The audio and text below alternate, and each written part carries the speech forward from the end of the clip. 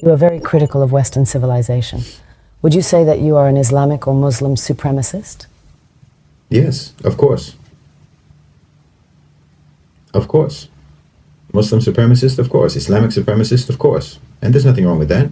There's not a thing wrong with that. You're a Western supremacist. You believe in the supremacy of your values. You believe in the supremacy of your belief system. You believe in the supremacy of your belief system so much that you want the whole world to follow it. You try to force the entire world to follow your belief system because you believe it's so right. You came up with the Universal Declaration of Human Rights. You took it upon yourself to decide what are the human rights for the entire human race. Well, all right, but I mean, That's supremacist. You believe that you have the authority, you have the right to decide what are the rights of human beings everywhere in the world forever. And your belief in your right to do that has been brutally manifest all around the world for centuries. Not for years, not for decades, for centuries. But the difference is that in Islam, to believe in the supremacy of Islam includes everything about Islam, meaning that one of the things that we believe in is that we don't have the right to compel you to follow our beliefs. But you don't have that. You absolutely believe that you have the right to compel others to follow your beliefs.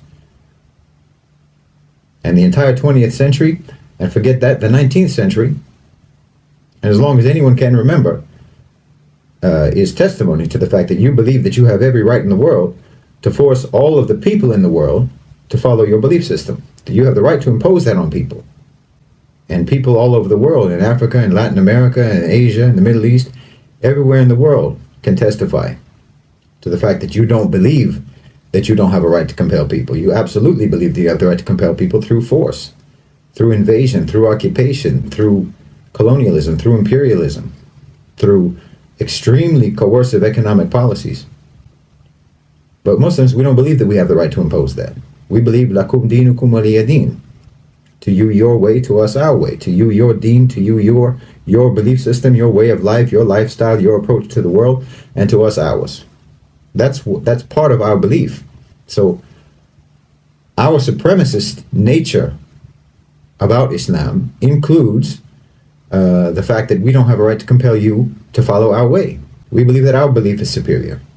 And we believe that anyone who follows that belief is following a superior belief system. And of course, I fully believe that following Islam is the best way for any human being to live their life. And the perfect set of laws, the perfect set of ethics, the perfect set of morals for any individual to follow and for any state to follow. Being a Muslim supremacist isn't racial. Muslim isn't a race. It's not an ethnicity. It's a belief. And we absolutely believe in the perfection and superiority of what we believe in. We have absolute conviction about that, absolute commitment to that, certainty about that, yaqeen about that.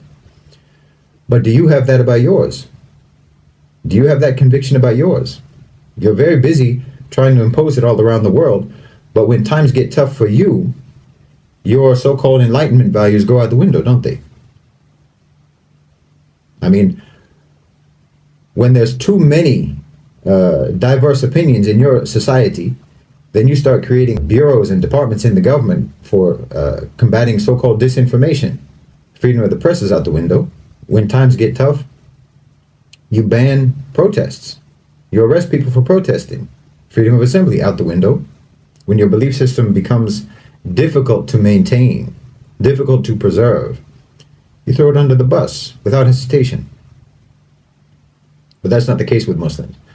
Muslims throughout imperialism, throughout colonialism, throughout the Crusades, throughout poverty, throughout war, throughout invasion, throughout occupation, have maintained their belief. Even without the Khilafah, even without the Islamic State, and even without the Islamic Empire, Muslim societies are still strong and committed to Islam. We're still committed to our belief system. Nothing can change that.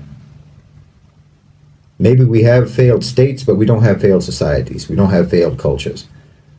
Our governments may fall, but our people remain the same. Our people remain committed to the same values, to the same morals, to the same moral laws, regardless of whether there's a government over them to enforce that. But that's not the case with you. Even though you're trying to impose your value system all around the world, when things become difficult in your own societies, you abandon your principles, you abandon your values. They're insufficient for preserving the security and the stability and the tranquility of your societies. They're insufficient. They're inadequate for that. So that alone, along with many, many other things, that alone shows me the inferiority of your value system, the inferiority of your belief system, and the superiority of Islam. And your belief system, your enlightenment values, are extremely selectively applied in your society throughout your history. They apply to some people and not others. It's like in George Orwell's Animal Farm. Some people are more equal than others in your society. Your value system is not evenly applied. I mean, there's obvious examples everyone knows about. But just look at democracy, for example. You want democracy all around the world, supposedly. You say that you want democracy all around the world, so-called. But you don't even apply democracy. Let's just, for the sake of argument, let's pretend that you have a democratic system in the United States, and it's an actually healthy, functioning democratic system, which is obviously not the case. But let's just, for the sake of argument, pretend that it is. You don't believe that democracy is important, for example, in the private sector. You don't believe that businesses, that companies, that corporations should be democratic. Your belief in the supremacy of democracy does not extend to the private sector. Corporations don't have to be democratic, do they? In fact, corporations are sacrosanct. It's sacrilegious to say that there should be any intervention in the private sector to make it actually accountable to the population, accountable to the public, accountable to the workers. And anyone who even talks about something like that, anyone who even suggests that companies and corporations should be democratic, will be persecuted. I mean, look at the struggle that organized labor had in the United States. Coal miners were literally bombed from the sky when they tried to organize and have and secure their rights and have some kind of democratic representation with the coal companies. When just now, when the railway workers were wanting to strike for better wages, for more humane working conditions, more rational and reasonable and fair workloads that would actually help to guarantee the safety of those trains, Joe Biden and the government prohibited them from striking. Where's the democracy? Because you don't mean the things that you say. You don't mean the values that you espouse. You don't mean it. If you meant it, then you would apply it across the board. You would apply it to everybody in all institutions and all dimensions of your society. It would be applied everywhere, but it's not. Democracy doesn't belong in the workplace. Democracy doesn't belong in the company, in the business, in the corporation. And no one's even supposed to suggest that it should. That's an inferior belief system. It's inadequate. It's inadequate for building a civilization, for building a cohesive society. Because look, the only group identity, the only sort of group identity that makes any sense at all, it's not racial, it's not ethnic, it's not nationalistic, not even based on language or shared culture or shared heritage. None of that makes any sense as a shared group identity. The only thing that makes sense is shared belief system. That's the only thing that makes sense as a group identity from which you can build cohesion and camaraderie and brotherhood and solidarity between people. Only belief system. You can have a certain skin color and have nothing whatsoever in common with other people who have that skin color. You can have the same language and certainly have nothing in common whatsoever with someone who speaks the same language. I'm German Irish. What do I have to do with all of the other people in the world who are German Irish? Just because we're German Irish, we have nothing in common. And yet I have more in common with a Muslim from Mali, with a Muslim from Indonesia, with a Muslim from Morocco, with a Muslim from China, from Chechnya. I have more in common with them immediately, instantly, effortlessly. We have the same frame of reference. We have the same moral code. We have the same belief. We admire the same people. Our heroes are the same heroes. Our role model is the same role model. I have more in common with them than I have with someone whose belief system is different from mine, but who looks like me, or who speaks my language, or who comes from my country. That doesn't create solidarity, and there's no reason why it should. Solidarity should be based on shared belief. People who share class identification, that makes some sense, but it's very narrow. It's not deep, it's not that meaningful. It's sort of ad hoc. You can have class solidarity on an ad hoc basis, meaning you can have solidarity with other people in the working class, other people who are poor, or if you're on the other end of the spectrum, other people who are rich, because you have shared material interests.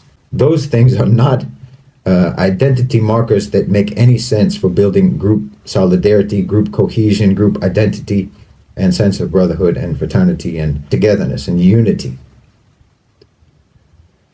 And, this is why in the West you have, popping up all the time, all of these various identity groups, instead of, well, we all believe in Western values. We all believe in Enlightenment values. You don't have any set of civilizational values that actually build real solidarity and cohesion among your people. Because even the beliefs that you have, even the values and the beliefs that you have are incoherent and are divisive by nature. They breed division by nature. You don't have a standard of beliefs that everyone can follow for what is moral and what is immoral, what's right, what's wrong. You don't have that. What kind of a society doesn't have an agreement on what's right and wrong? How can you have a cohesive civilization when you're not even all in agreement about what's right and what's wrong, what's good and bad? I mean, if you want to, if you don't want to put it in the religious terms of what's righteous and what's sinful, it doesn't matter. What's moral and what's immoral? There's no agreement among you people. So how can you have cohesion? How can you have real brotherhood and solidarity as a people? You have all of these various fake identity groups on superficial identity markers popping up all the time. You have, white nationalists. You have male supremacists, female supremacists, feminists, red pill, and then you have, even beyond that, you have people who identify themselves literally by the brands that they buy. I'm an Apple person. I'm an Android person. I buy Dolce & Gabbana. I like Nike better than Adidas. I support the Knicks. I support the Broncos. I support, the Dodgers, whatever it is. Because you don't have anything else to build a real sense of community among your people, among your so-called civilization. Because you're not in agreement about anything. So how can there be cohesion? And you can say, that there's cohesion in the beautiful diversity of beliefs, but okay, you can have, that's where you're confused. You can have cohesion, you can have brotherhood, you can have solidarity among a diversity of races, a diversity of ethnicities, a diversity of skin colors, a diversity of heritage, diversity of cultures, as long as there's a shared belief system, shared moral values. But you can't have a diversity of moral values. That's not going to work. That will only create tension and friction in the society. There's no way that can work. That's a civilizational failure. But this never happened in the Muslim world. Alhamdulillah, the Muslims are solid. We're all agreed. The only people that you'll ever find in the Muslim world who are confused about what's right and what's wrong are people who are influenced by the West. Doesn't that tell you something? Doesn't that tell you about your culture? Doesn't that tell you about your beliefs? Doesn't that tell you about your values? Doesn't that tell you about your civilization? That anyone who is influenced by your civilization becomes confused about morality? But any normal rank and file Muslim, from, like I said, from Morocco to China to Brunei, to Bosnia, to Turkey, to Saudi Arabia, to Lebanon, to Egypt, to Sudan, we're all in agreement about what's right and what's wrong. We're all in agreement about what's moral and what's immoral, what's righteous and what's sinful. We all agree.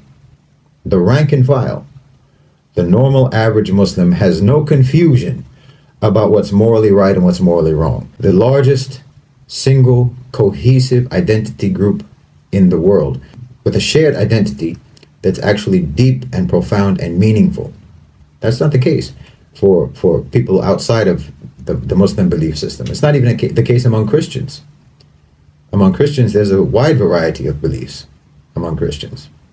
Maybe you'll find it among Jews, but even then, you know, there's a serious question about who qualifies to even be called a Jew among Jewish people. For example, there's many Jews who are atheists, which doesn't make any sense to me. But what do they have in common with an Orthodox Jew? So even for you to believe in the supremacy of your belief system is already irrational. Your belief system does not lend itself to solidarity. Your belief system doesn't lend itself to cohesion. It doesn't lend itself to a group identity. And that's why it's never really been enough. Your belief system cannot actually create a cohesive identity for a large group of people. Everybody in the society is looking for some way to find an identity and then to expand that into some identity group so that they can have some sense of belonging. That's a type of struggle that Muslims never experience, because we have a sense of belonging wherever we go in the world. Because we can go into any Muslim community and belong. I could go from China to Latin America and find Muslim communities where I would belong, and where the people there would resonate with me and I would resonate with them, and we would understand each other, and we would be able to relate to each other, and we would feel brotherhood for each other. You can't say the same. You couldn't fill a room with random Europeans from France, from Germany, from Romania, from England, and then from America, from Australia, from Canada. You couldn't fill a room with random Westerners and have them all agree on what's morally right and what's morally wrong on any issue. And whoever agrees, whatever two people agree on something, will disagree on something else if it's a moral issue. Because your basic moral belief has become that nothing is right and nothing is wrong. Well, how are you going to survive as a society? How are you going to survive as a civilization when you have a belief like that?